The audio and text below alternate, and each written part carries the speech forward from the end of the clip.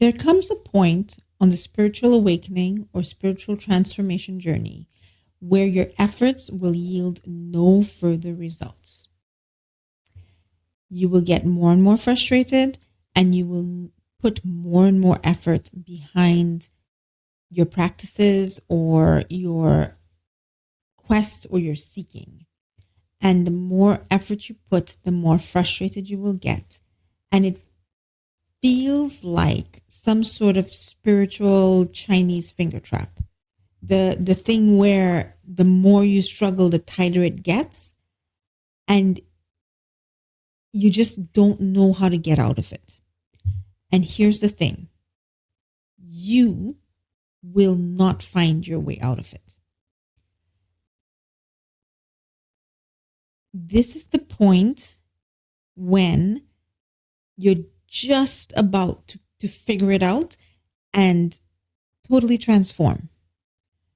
But you will be kept in loop after loop after loop to prevent you from getting right there, that one further step.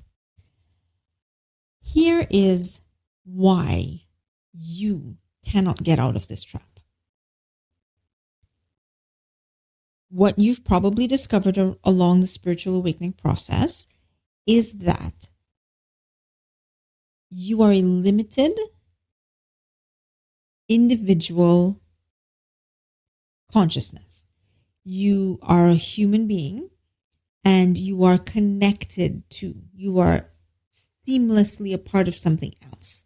There is a bigger part of your being. There's more knowledge, wisdom, power, consciousness. Call it what you will. Call it the different levels of consciousness. Call it your higher self. Call it your spirit. Call it the spirit of God within you. But there is the physical human you. There is the spirit within you. And then there is the great one. And it's all one seamless connected thing. But you are existing and acting and behaving in this world as you, as an individual. And you're living your life as, this is my name, this is my job, this is where I live, this is who I am. All well and good. The struggles that developed in your life developed because you had forgotten that the individual that you're living as, the consciousness that you have access to in your day-to-day life, is connected to a greater form of guidance, to a greater form of protection, support, wisdom, and that this is part of you, it's there to help you, and that you can contact it at any time. Somewhere along the line, you forgot that, and you became an individual who is limited, who is vulnerable, who is in need of help. And then you started becoming the victim of all of the things that you were afraid of all of the things that hurt you in the past and all of the things that you see around you that could hurt you. So you started to live under the influence of fear. All of this is what resulted in that misery. You started to say, why am I always afraid? Why am I feeling disconnected and lonely? Why am I just sad, hopeless, uninspired, and frustrated and scared all the time? This became your reality. And then you said, I will fix this. So you started, with therapy, and you started with, okay, let me explore, where did all of this come from? Let me do shadow work. Let me do journaling. Let me repair relationships. Let me heal, forgive, all these different things. And that's great. That's great. All of that had to happen, right? But then you hit this wall and nothing further is going to happen. And it is because what you are suffering from is the same thing that you're trying to fix this with. which is, and I know this is so weird to hear, but hear me out. The problem is you. You have become identified with yourself as only the human, only the egoic identity. And the isolated, disconnected egoic identity is what is the suffering that you have, is that the limited one, the fearful one, the hurt one, the collection, the perspective, the consciousness, what you are capable of perceiving in life. I am only this. I am here. That is there. The divine is over there. God is over there. The people all around me are against me. That point of view, that perspective, like think of yourself as a visual artist and you're saying, this is where the I'm standing and that is the perspective I have. The perspective that you have as an individual is the suffering that you are suffering. And the trick with the ego, when you're making progress on the spiritual path, is the ego swoops in and turns into a spiritual ego. It turns into the ego of a noble, righteous seeker, spiritual. I'm doing it. I'm gonna fix it, and you don't even realize what's happening.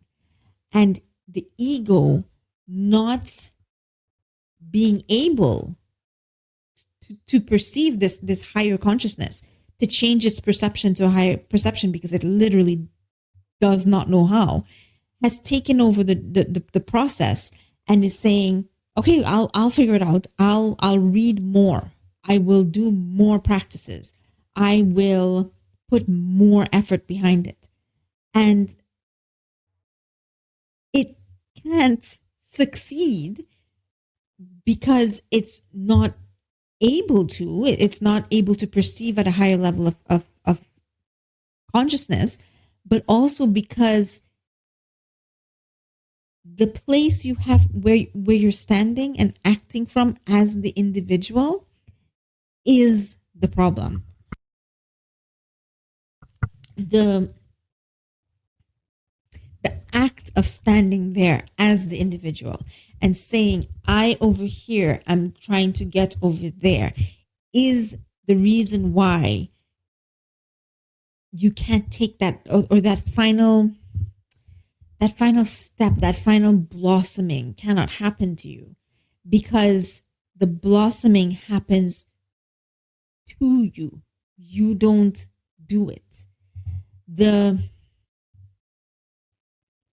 destination that you're seeking, the end of all this depression and frustration and sadness and loneliness, is the process of the illusion of being an individual, separate, vulnerable, wounded human dissolving away.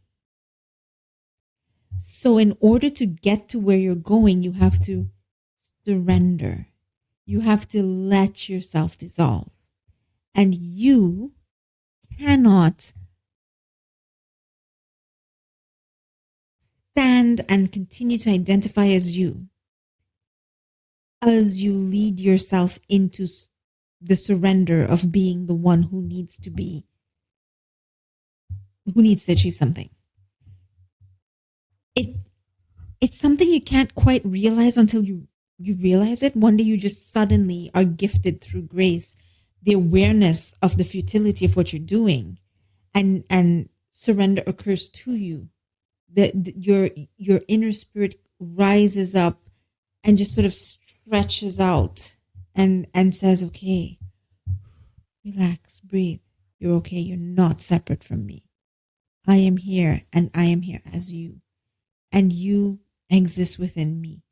And when that happens, you understand, oh, I could have just let the higher self stretch out within me all this time. So it's not something your logical brain will grasp. So you really just have to trust the testimonies of all the other people who've experienced it, when they say that what you're looking to do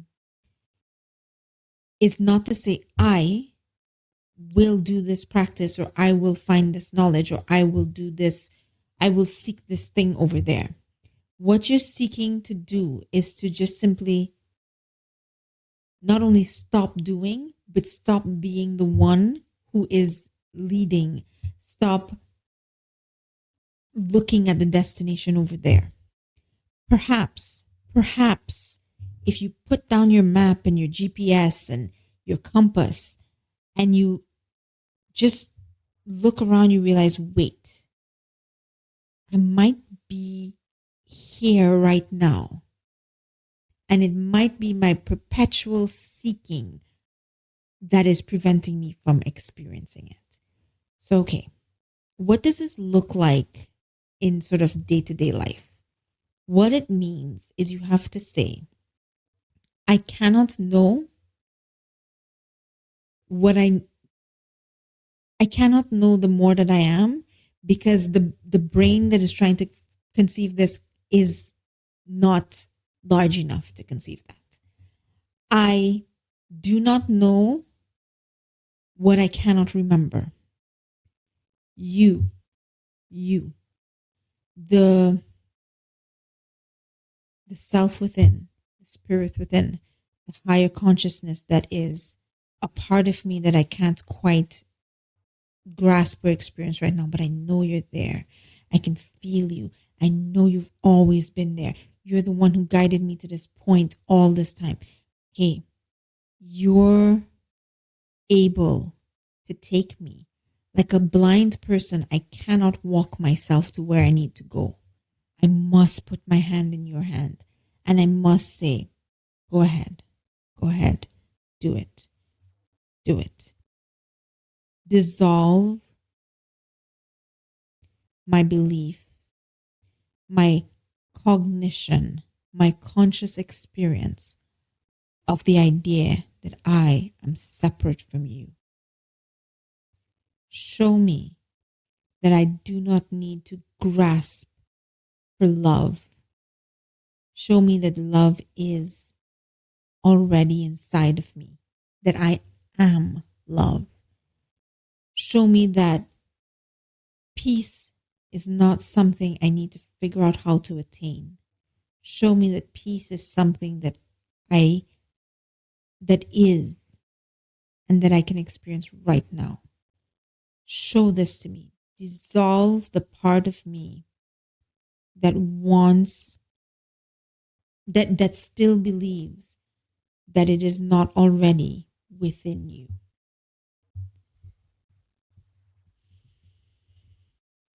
Again, the paradox of this is that you can't really understand it with the mind that is trying to understand it. It can only be experienced, and it can only be experienced if you ask the level of cognition, the level of consciousness, that the layer of yourself that is bigger than you, the one who is asking. If you ask and you say, do this for me, take this from me, I am allowing you to melt me into you. Only then will you achieve it. So there comes a point on the spiritual awakening journey, on the transformation and healing journey, where the only thing left to do, the only thing you possibly can do, is the act of surrender. The decision to surrender, the prayer of surrender that says, okay, all right, do it. You lead me. I acknowledge that, metaphorically speaking, I am blind here and I need to let you lead this process, because you can perceive this process. You can perceive the next step. I am not capable of perceiving the next step. All I can do is allow the higher consciousness, the fuller being that I am to rise to the surface and remove the thought or identity that I have to achieve something.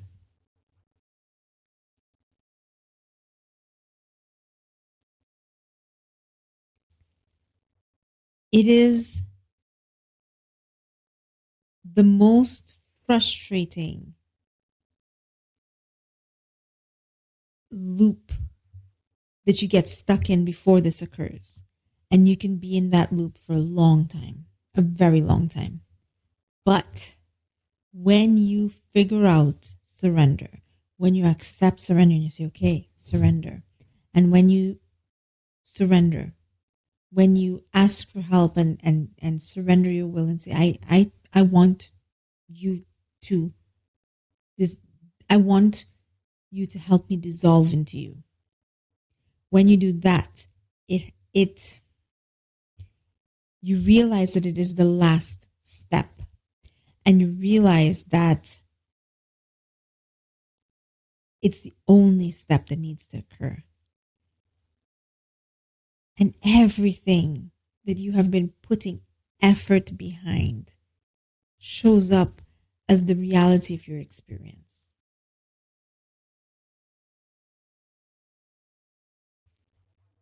So I hope this has been helpful.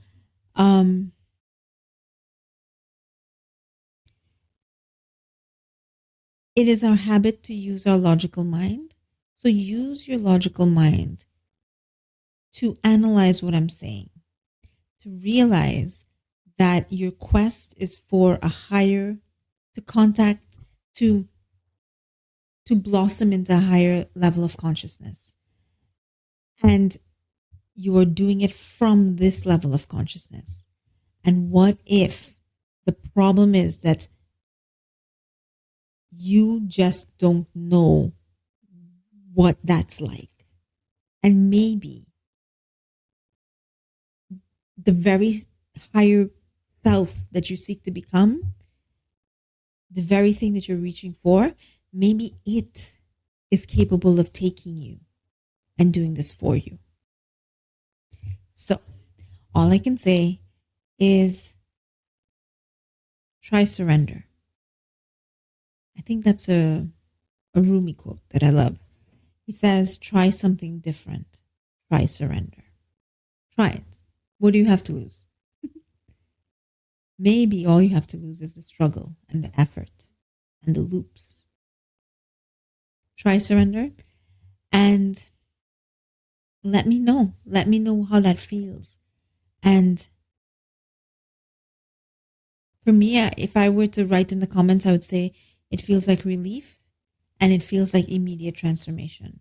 But you tell me what surrendering feels like, what that experience is to you. Okay. So thank you for watching and have a wonderful day.